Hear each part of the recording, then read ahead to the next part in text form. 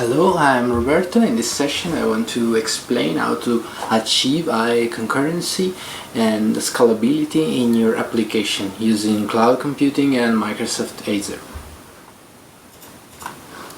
Well, as you probably know, heavy workloads are memory intensive, IO intensive and CPU intensive from the computer perspective, from the server perspective. Okay, so our resource can be affected, and that resource can be the memory. So for example, if you perform some high performance computing with huge data sets that should stay in memory for the entire operation, you should have so much memory to do that. Another kind of operation is the IO intensive one. So if you have to download, upload, so if you have a network stream that it's so intensive, you should probably need a network that can handle this, okay? And you can probably scale out to with the IO, so with the throughput of your network storage, with your disks and so on. Finally, if you have to process some images, some resources, some calculation, you should probably fall into this third category of CPU intensive operation, and this is the one we are going to experiment today. So today the scenario is a simple application that produces some complex math operation. Okay, so this is taken from the real-world solution, but it's been simplified to be consistent into a 30-minute or 55-minute session. So the producer is typically producing an operation, a message that represents a math operation sum, okay, between two numbers. So it's not really difficult, but to simulate this time to complete this operation, we just introduce a sleep into our code. So when the consumer processes the message, it of course it processes also the math operation, but it will also add a delay, a simulation delay to the operation, just to be similar to the real example, okay? And the third building block is not really relevant for this demo, but just optional. It's just the viewer part that displays the result, okay? So we want to enqueue a huge number of messages, and we want to consume them as soon as possible, okay? So we want to scale out to many machines, to many cores, okay, to process the service bus messages as fast as possible, okay? To do that, we are going to use just platform as a service products with Microsoft Azure. We have some code written in .NET to perform the operation, and we are going to provision all the resources right now. So first one can be the service bus. That's a message broker that let us send message to a queue and also consume messages to that queue. Another building block is the storage account. In Microsoft Azure terminology, a storage account is the place when you place blobs, so files, okay, and some other artifact that we are not going to discuss in this session, okay. Another building block is the batch account. So batch is the underlying technology we are going to use to scale out with a huge number of machines. So batch is something that is in the middle between platform as a service and infrastructure as a service. So what I mean is that with infrastructure as a service, you have to deal with your machines to connect to the VMs, to update them and so on, while in batch you're just defining your machine type, and then batch takes the control, the complete governance around your instances, so you don't have to start them, patch them, install something on them. So it's quite it's almost automatically, okay? So I personally define Azure Batch something in the middle between infrastructure as a service and platform as a service, because you can see the underlying machines that you are going to create. So this is just my opinion about that, of course. And finally, just to define which is the VM and the runtimes and the code that will execute to consume our messages, we are going to create a VM, a simple VM, just to be used as a template, okay, not with the capability to run our workload, just to define the type, the templates, the runtime, and then we will throw it back to Azure. So, let's start the demo part. We start almost from scratch. Why almost? Because we just need an image definition that is already written into a specific storage, because it's an operation that will complete in around 50 minutes, and we don't have that time in this session. So let's start by creating our resources. The first one is the storage account. We have many types of storage account. The one we need is the storage v2 general purpose. That is a type that can hold blobs, so files, and we are naming it net summit billers. Okay. The region is this one. This is the pricing tier. The differences between this tier are the pricing, of course, and the features. So, for example, this one is geo-replicated across region and also read access available. This one is the cheapest one and is just redundant inside the area, the zone of the data center, for example. We can define the protection, so if the storage account can be accessed from outside or not, and many other features that we are not going to discuss in this session. And let's create this first building block. Okay, it's validating the inputs probably. Okay, in the meantime,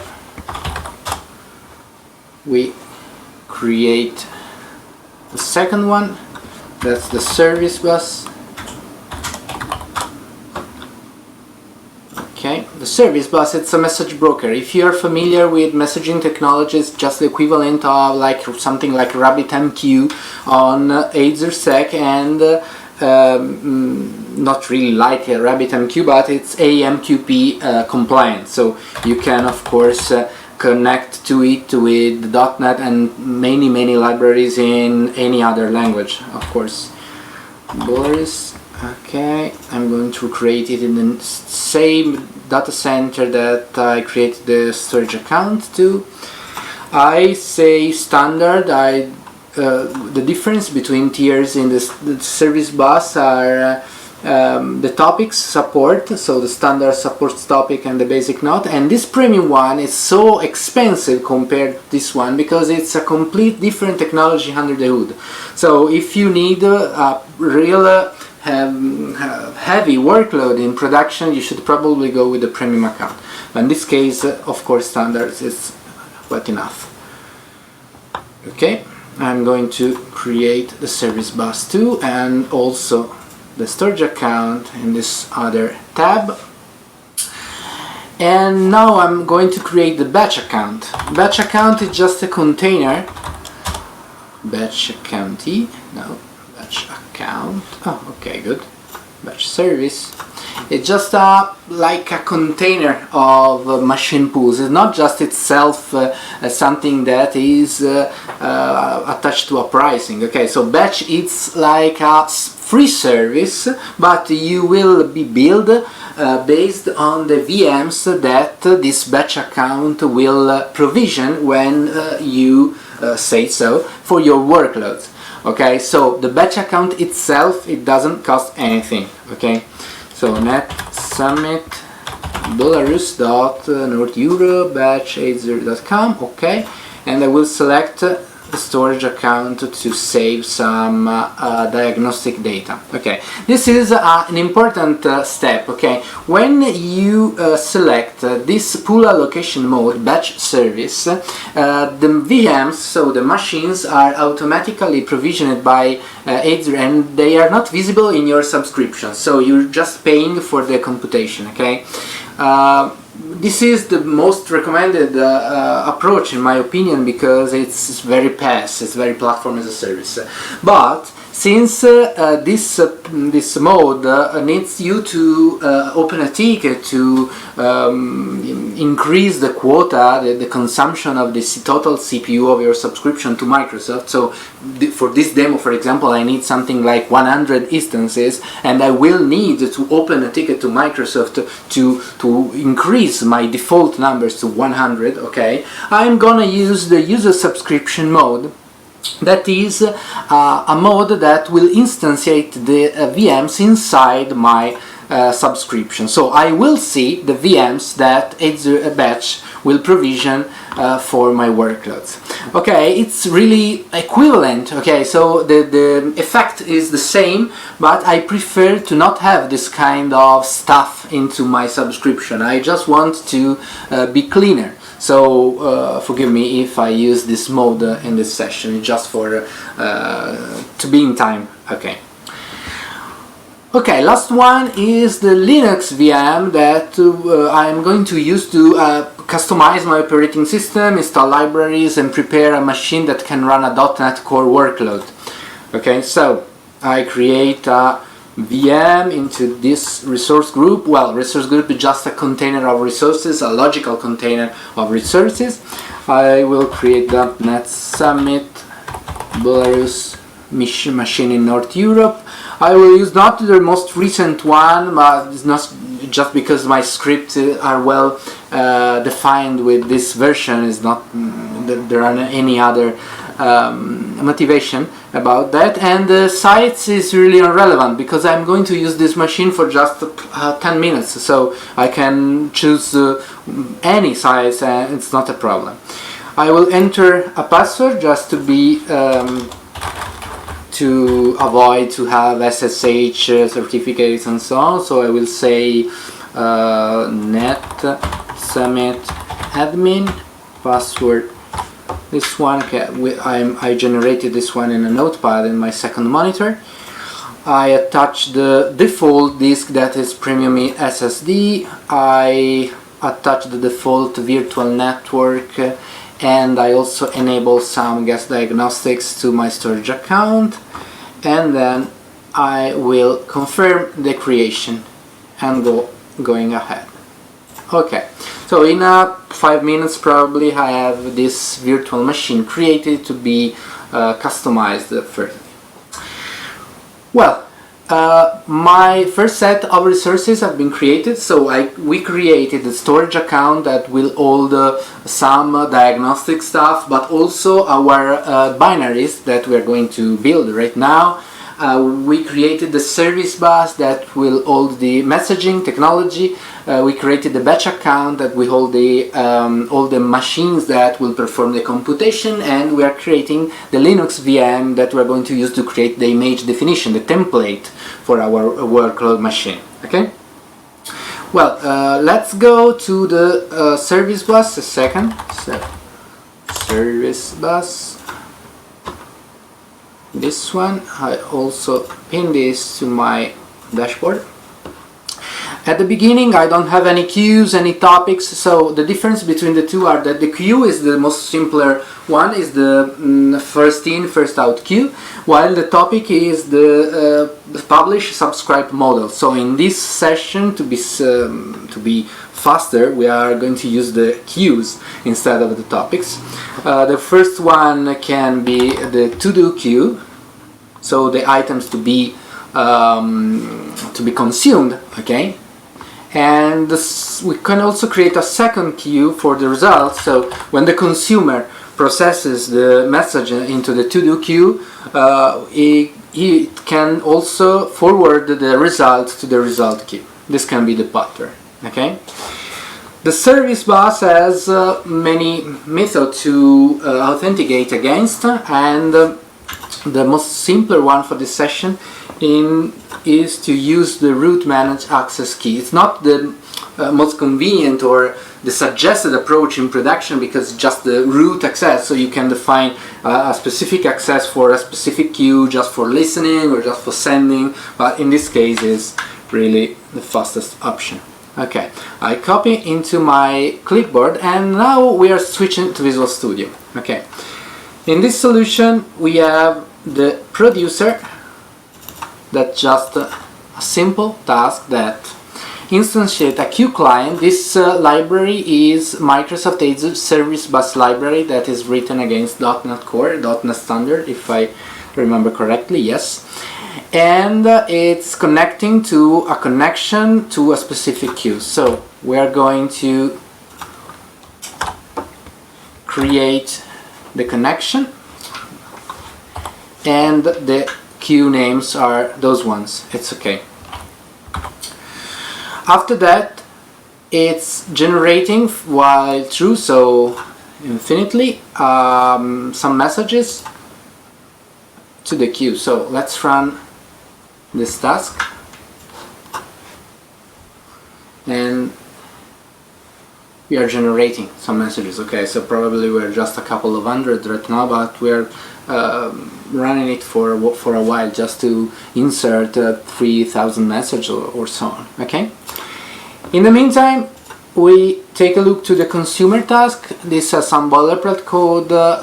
This receiver is just a queue client itself that connects to the same service bus connection to the to-do queue. And the sender, it's another queue client that will send against the result queue. So now the logic is when a message arrives, I will split the content, that's a text content, into the two numbers. I will add the two numbers. I will introduce a fictitious delay to simulate the CPU processing time. Okay, and then I will send the result to the result queue. Okay, so simple. So let's go ahead. I can stop this one, and I can start the consumer process. As we can see, each message will take around 1 second.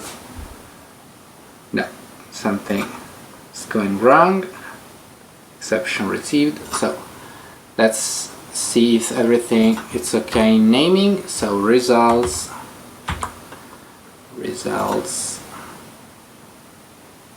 result. Okay, it's just a naming issue. Okay, let's run again the consumer task. Okay, and each message takes around 1 second to go ahead. Good. So now we have the goal in our mind. The goal is to consume all those messages as fast as possible, because we need to scale out some resources to do that. If we go into the to-do queue, we see that now we have around 1,500 messages, so it will take around about 25 minutes to perform all the queue, so it's too much. So now let's proceed. Okay, so the VM should be provisioned right now. Okay, and we can connect to it with SSH, or we are just connecting with the serial console that is very, very fast and convenient. Okay, now it's asking me the credential. Okay, that's admin, and the password I take it from my notepad. Okay, and now I install .NET Core into this machine with a script that I have in my notepad. All the stuff, all the code, all the notes, this presentation is available on GitHub, on my profile, and also on the event website, of course. So now it's installing the runtime, the .NET Core runtime, and after that I'm just verifying that everything is okay. Just wait probably a few seconds more.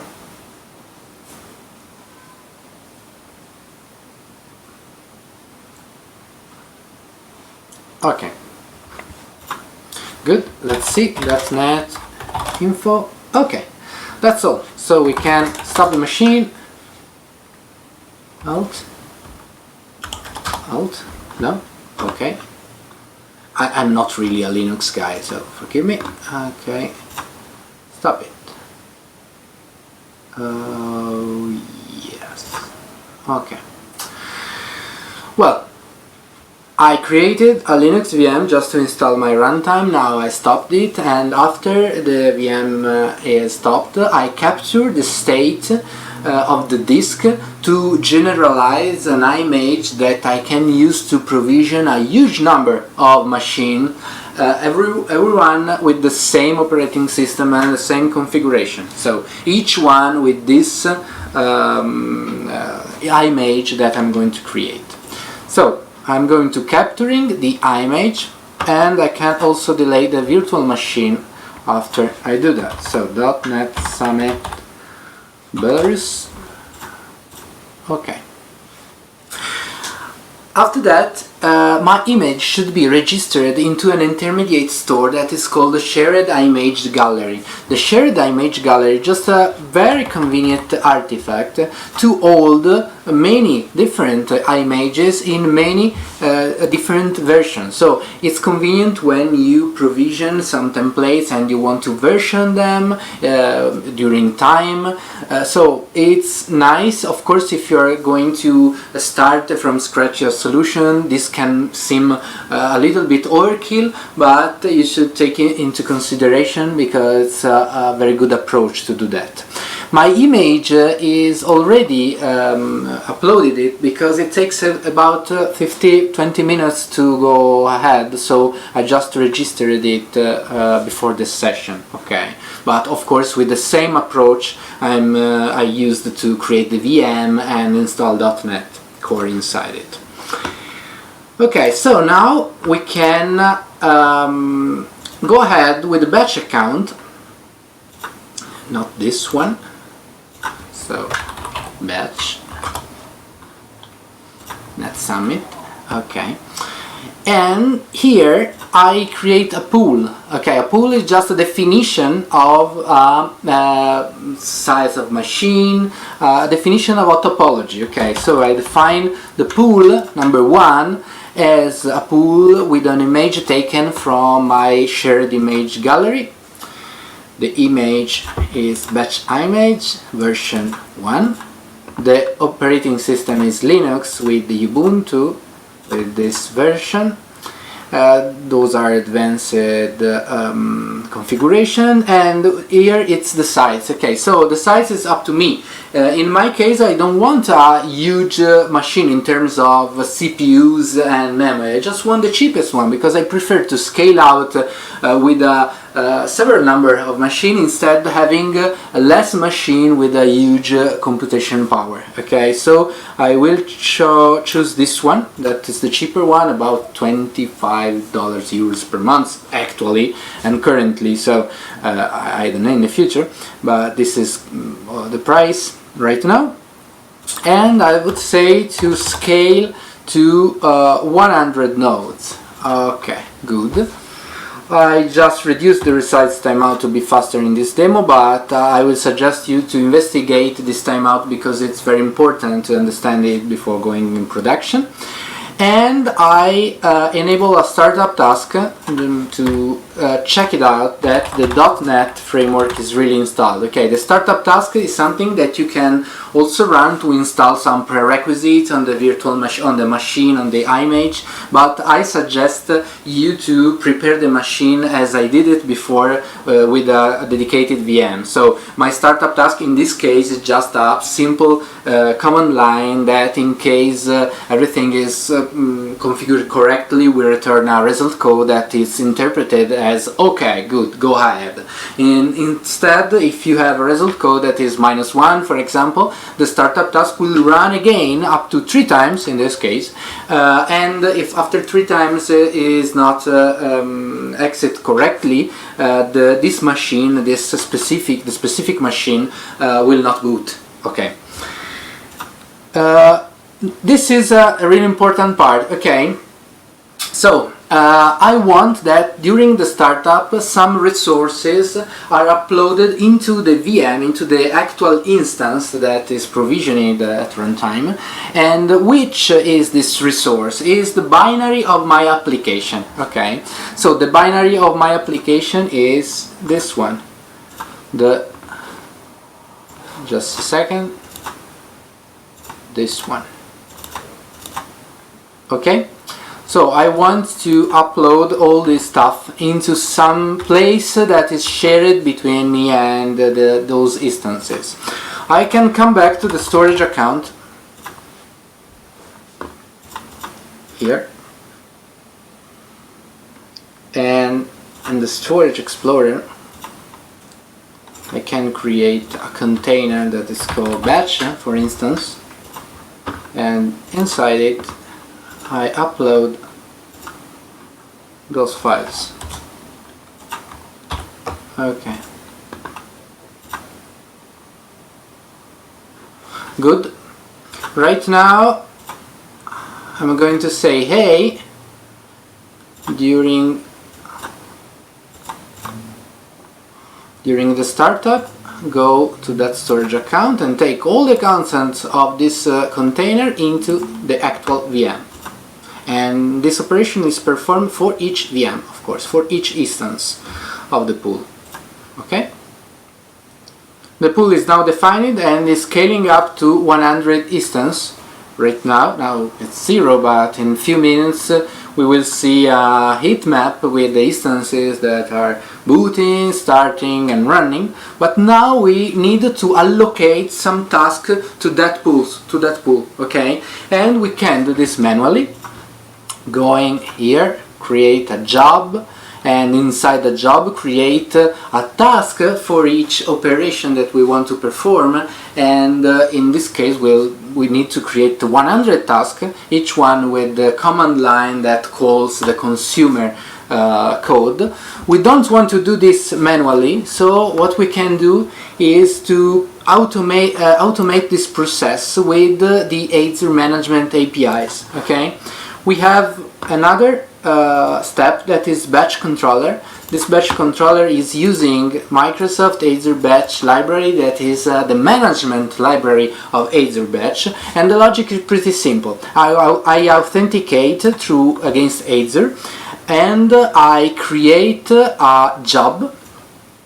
Inside the job I create a number of tasks that is equivalent of the number of the nodes of the pool that I just created, and then I commit that job. So with this code, with this script, I can create 100 tasks in just few seconds. Okay, how to do that? I said that I'm going to authenticate against Azure, but how?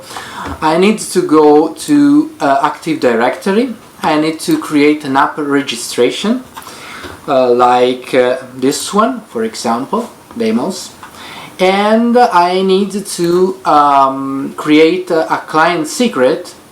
Okay, it's not this case, so hold on a second. This is the demo effect, so I need another profile that has the appropriate authorization to do that. Oh, so hold on a second. I just create an application.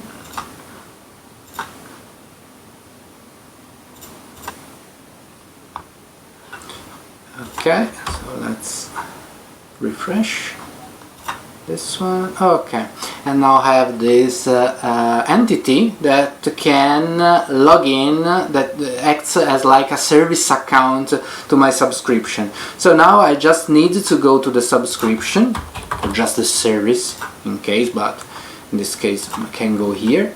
I can go into the access control and add the role assignment to my .NET entity that I just created. Also, this part I'm going to perform through my administrative account. Okay. And now I have .NET Summit here. So I can use the client key that I just took from the portal and the ID taken here. Okay. Now I can run this code. I can also debug it.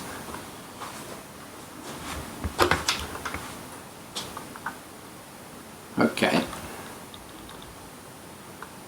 With this line I got the pool with the pool name pool01.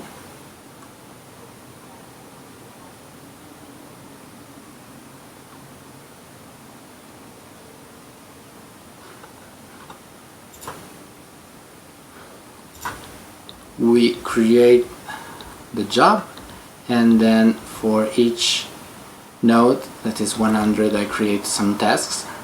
I go ahead. Now I can come back here, come back to the batch account, come back here to the pools.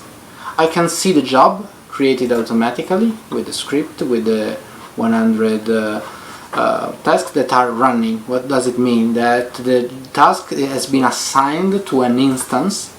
In that case, this one has been assigned to this node, this specific node. This name is quite impossible to read because the VM name is auto-generated by the batch account. So if I go here, I can see the single node, I can see the specific file system of this node.